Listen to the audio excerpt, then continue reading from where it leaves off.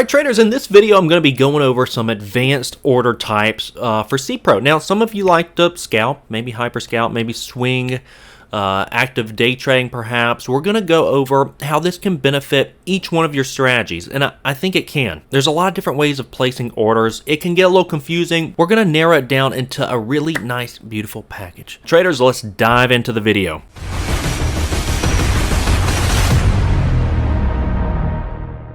Okay traders, so the most basic way of placing orders is on the level 1, essentially level 1, which is in your watch list. If you pull up the watch list, you click this tab right here, you can actually buy and sell with these, just a hot button, a quick little hot button right here, and you can adjust the quantity as well, whatever you would like. That's first and foremost the easiest way to place an order. Secondly, you can press the buy and sell up here, and it's going to populate your order, the position at least that you want, down to the order entry monitor. So sell short on this HBIO, it's going to pop up down here. The side is sell short. I like to do this, quantity 100. Now for the quantity, you can actually preset it.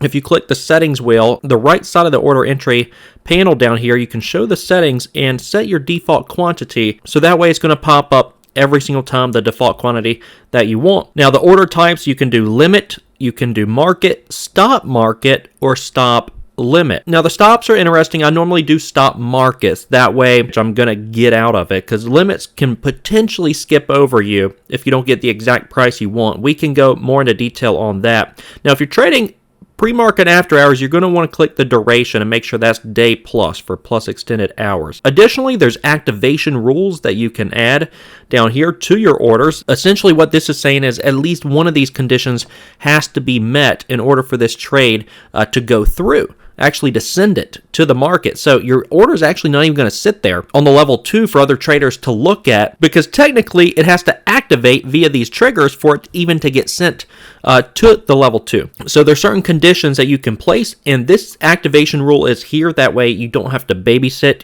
these trades if you want to get in at a specific area, but you don't necessarily want to sit here and monitor it. You could say, okay, if the condition on HBIO is met that, let's say the bid is at or above, let's say 75 cents, I want my order then to go out. We can add this and other conditions. We would want our order then to go out, let's say we'll short it at 77 or 8 cents on this HBIO, and then the order would sit there. Now I can see certain benefits in using this. I don't use it that much. If you guys do, let me know in the comments down below. Let's get into a few other ways of placing orders. Something else I like is you can actually click on the chart to place your order. There's this button right here. It's the limit order right there. You can click that, and then let's put a limit order right around 80 cents here. We can click on this ticker around 80 cents. Now again, by default the quantity is set to 100. You can adjust that. Over here we can set limit, market, stop market. I'll put a limit order to short 100 shares at 79 cents. That means the ticker has got to get up to 79 cents essentially for the short to get triggered at that price. So confirm and send, sell short minus 100 shares HBIO at 79 cents is going to place the order up there for me to get liquidated if she reaches that target. Now essentially the difference between this and the activation rule is going to be, it's just adding another dimension to the trade. So it's actually not going to sit here for traders to see on the level 2 if you add that activation rule. Let's say you're more of a swing trader. You don't necessarily want your order just sitting there endlessly forever. The activation rule may be useful for you because you're not going to have orders just sitting in your orders window. So right now HBIO is working to sell short. It's not a working order if you add the activation rule. Let's do that for an example real quick. I have Shift C. This is how I set up CPRO. Shift C is a hotkey to cancel the order. So I'm going to click sell short at 80 cents, and I'm going to add the activation rule. The last trade, at least one condition has to be met, at or above 77 cents. It'll send the order out. It'll trigger this order. Let's add that, confirm and send it. Okay, the order is going up to 80 cents, but is waiting activation. And we see that in the status window of the orders. And the duration on this is just for the day. It may not get hit at all because of that activation rule and the fact that it's just for intraday on the day. Now additionally, there's an S for stop. So if you're in a trade, you can click the S and then click the chart, and you can place your stop order. It's just the stop market is really what it is. You can actually group it as well to an OCO. One cancels the other, and that way you can set a profit target and a stop loss on it, so you can have 2 orders going at one time.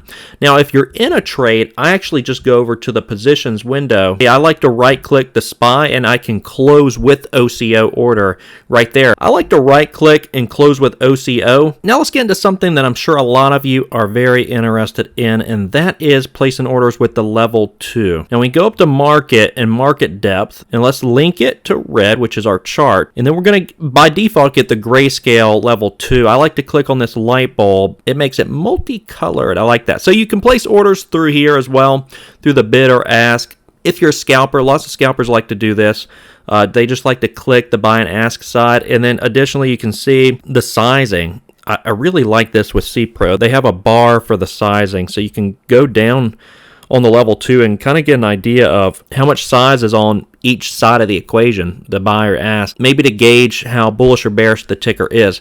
You can click, let's say, on the ask if you want to just jump in, limit order on the ask, buy side, or you can click on the bid side to sell short. So ask is pretty much buying, limit on the ask, and then bid, when you click that, it automatically thinks you're trying to sell short. Something to keep in mind, if you do click on here, it's the limit price is unlocked, and so that means it's just going to be at the limit price that you pull up. If you lock it, it kind of tracks it. It tracks the price action and the movement, which is probably ideal. You don't necessarily want to put your limit way off of where it's priced at, so I'd go ahead and click that button to lock her up. That way it at least flows with the price action. That's how you can do it with the level 2. Now let's get into the hotkeys, my favorite hotkey setting. So I'm going to go over this real quick. I have a couple different hotkeys. You guys can mimic them if you would like. I have Shift B for buy. Those are the 2 keystrokes, and Shift S are the keystrokes for short selling. And also with my orders, I have Shift H, which I use these 2 a lot. The orders, that one I have cancel all open orders, Shift C. And then my positions, I use these a lot. Close half is Shift H, and close full is Shift F. I use those a lot.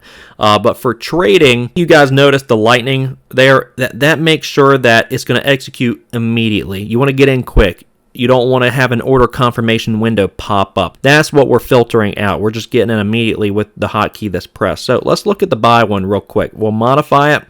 What you can do, this is a limit order on the buy side. Now I have it just to throw my order out on the bid, meaning if I'm buying this, I'm not taking out the ask. If you're a momentum trader, you may just want to take out the ask. Now, what you could do is put the limit price on the ask, and then put it on the ask, and then add like 4 or 5 cents. And that way, I know a lot of bigger traders will do that. That way, they don't have slippage. Let's say they're market ordering into a momentum play. They'll put the buy on the ask, so they're getting taken out really quick. They're just taking out the ask price plus 0.04. No more than 4 cents over the ask. Let's say you're getting 1,000 shares and you get in at $1 and there's slippage up to 104. That's the most you're going to get taken out at 104, and you may not get the entirety of your shares filled. You may only get like 675 filled out of 1,000 that you try to get in, but at least you're not getting major slippage on it. So that's how you would do that. I just have mine on the bid. I want to get taken out at the bid. I could do plus, a few pennies or so, but 20% of the buying power, you can set that accordingly. They have this set the quantity to a share size if you prefer that. I like to keep it consistent across the board, so I have a percentage based. So on a $1 stock versus a $10 stock, I'm getting in the same dollar amount. It's not going to be the same share size, it's going to be the same dollar amount. That way I can keep risk consistent across the board. Duration day plus, execute trade immediately, and Shift B. So I have a video on how to set up all these hotkeys. Not going to go too in depth. They have some pretty good hotkeys here though. Those are the different ways you guys can buy and sell. Let me know in the comment section below what you guys think. If you guys really like the platform, if you like all the different ways to place orders. I know Doss and Sterling have the big buttons, for buying, selling, percentage of the buying power and whatnot that, they may integrate at some point in time, but this is fairly robust for what it is right now. And I've been certainly happy with it. So traders, let me know what you think in the comment section below. We will see you guys in the next video.